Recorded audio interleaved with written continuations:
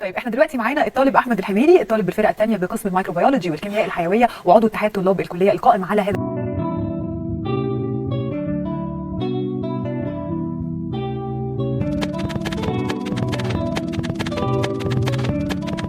مطالب اسمه احمد الحميري من الطلاب المميزين عندنا والناشطين بحثيا، لان احنا عاملين فرق بحثيه داخل.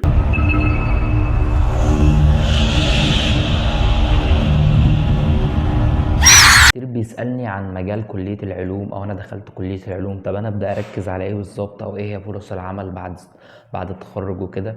فهتكلم النهاردة عن كلية العلوم باختصار، هي حاجتين بالظبط، هي في مجال أكاديمي وفي مجال صناعي. طب إيه الفرق بين المجال الأكاديمي وإيه الفرق بين المجال الصناعي؟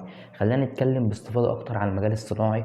إحنا عندنا في كلية العلوم تقدر تشتغل في مجال الجودة، في مجال الإنتاج كواليتي أشورنس، تشتغل في السيفتي، تشتغل في الميديكال ريب، تشتغل في تصنيع الأدوية، تشتغل في تصنيع الأغذية.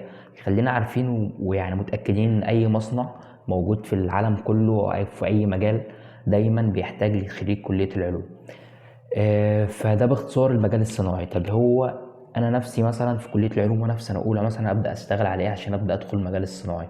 ده في الأول تبدأ تهتم بالتقدير. تمام، هو الجي بي إيه نقطة في بحر السي في زي ما بيقولوا كده. يعني عندك حاجات تطوعية، عندك حاجات زي المهارات بقى بتاعتك البحثيه، الحاجات الشغل بتاع الكورسات بينزل على اللينكد ان مثلا، تدريبات في المصانع.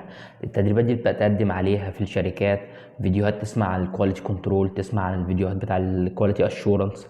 فده المجال الصناعي باختصار. يعني فالمجال الصناعي في كليه العلوم ان احنا باختصار لينا في كل مكان، في كل المصانع في مجالنا ان احنا نقدر نشتغل فيها عن طريق بقى اكتر من وظيفه معينه. زي الكواليتي كنترول ده الجوده، انت اخصائي الجوده، انت بتبدا تتاكد من جوده المنتج نفسه او الماده الخام، انت بتقدر تتاكد منها ان هي صالحه للاستخدام ولا لا. عندك الكواليتي اشورنس، عندك برضو البرودكشن الانتاج. فدي حاجات كويسه جدا. وعندك مصانع كتيره جدا من المصانع الكبيره زي مصنع تيتان الاسمنت لو احنا بنتكلم كبني سويف، بيبدأ تقريبا من 10,000 جنيه كمرتب. عندك سيمنز الألمانية من 18,000 أعتقد يعني. عندك شركات تانية كتير في مجال الأدوية زي فارما، إيفو فارما، عندك إي يو جي، عندك شركات كتيرة جدا في الميديكال ريب. فده باختصار المجال إيه؟ المجال الصناعي. المجال الصناعي بيحتاج انك تنزل تدريبات في الصيف كتير، تدريبات برضو في الشتاء، تبدا تنزل على اللينكد ان سواء كانت اونلاين او اوفلاين. يعني في شركات بتنزل تدريبات اونلاين، تبدا تقدم على الفورم كلها مجانيه، بتقدم عليها باختصار. بس تحتاج انك يكون معاك سي في الاول. هتقول لي اعمل سي في ازاي؟ السي في باختصار في البدايه انت لازم تبدا من اول مرحله الجامعه تعمل سي في، يعني تحط بياناتك الاساسيه. انت اصلا اسمك ايه، جامعه ايه، كليه ايه، تخصص ايه، المكان تبعك ايه بالظبط. فده باختصار ايه السي في الاول. تبدا بقى كل ما تاخد تدريب بتحطه في التريننج بقى، تبدا تكسب خبره اكتر. فده باختصار المجال الصناعي. بينزل في الصيف تدريبات كتيرة جدا في المصانع، بتبدأ تقدم عليها، بيقبلوا عدد كبير جدا بحسب أسبقية التسجيل نفسه يعني. تنزل تتعلم خبرة جديدة، انت كده بقى معاك خبرة، عندك تدريبات، عندك علاقات، تبدأ تعمل علاقات مع المصانع دي، تحضر مؤتمرات للمصانع، كلام زي ده كله. فده باختصار ايه المصانع. طب في مجال أكاديمي.